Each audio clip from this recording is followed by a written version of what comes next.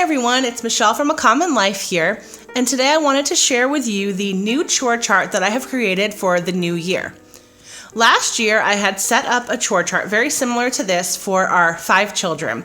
Now, Eric is only 3 years old, and so he doesn't actually have any chores on the chart, but he was required to kind of help out his siblings along the way. So I've kept it set up the same way. It's just with the 4 children here. As you may know from my previous videos, our children are color-coded. So our son David is always in red, our daughter Grace is in purple, our son Gregory is in orange, and John is in green. Eric is in blue, but he obviously is not on this chart. So whenever I assign them something, they are always assigned according to their color. So after about 6 months of using the chore chart, I decided to kind of change things up a little bit. So this is what it looks like now. Every morning before we start homeschool, each of the children has to complete these tasks. And then they also have to do whatever their morning responsibility is. So on Monday, they each have a different assignment. And our 2 older children, they both do their own laundry. So David does his on Monday, Grace does hers on Thursday, and then on Wednesday, Gregory helps me bring up the boys' laundry, and then on Thursday, John helps me with the adult laundry. So that's how we do the laundry. Everyone helps out during the week, and then there are also just other jobs that they're required to do, like cleaning bathrooms, wiping down the appliances, sweeping the pantry. Stairs means picking up anything that is on the stairs. Both of the boys are required to do that job from time to time.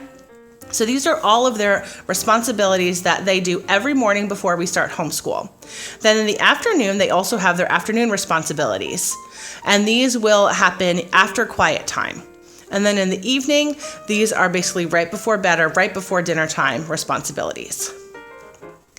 Now, the thing that I've added to this chart for this year is all of my responsibilities. I thought it would really help me out to basically have everything written out here so that I knew what I needed to do every single day.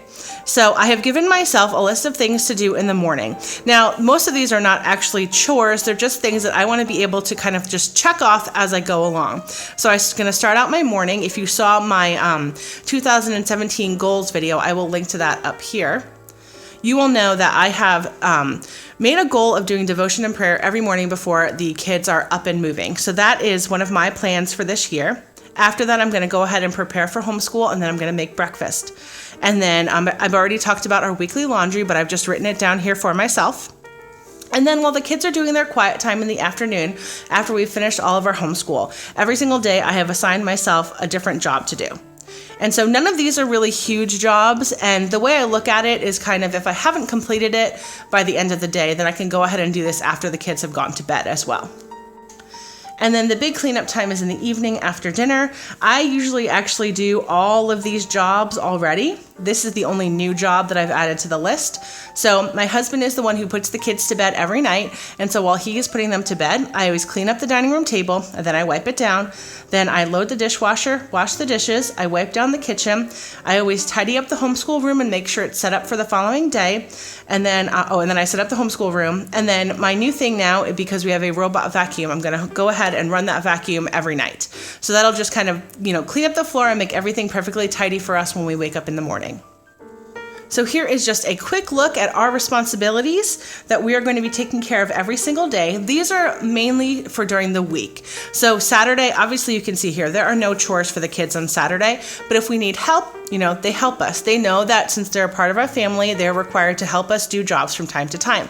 And it's been really great because they really don't complain about it as much as they used to. They know that it's basically just a part of being our family.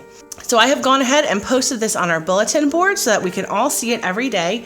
It is right next to our homeschool schedule. So when the kids wake up in the morning and they look at their responsibilities, they can also go ahead and look at that homeschool schedule and see what we have going on for the day.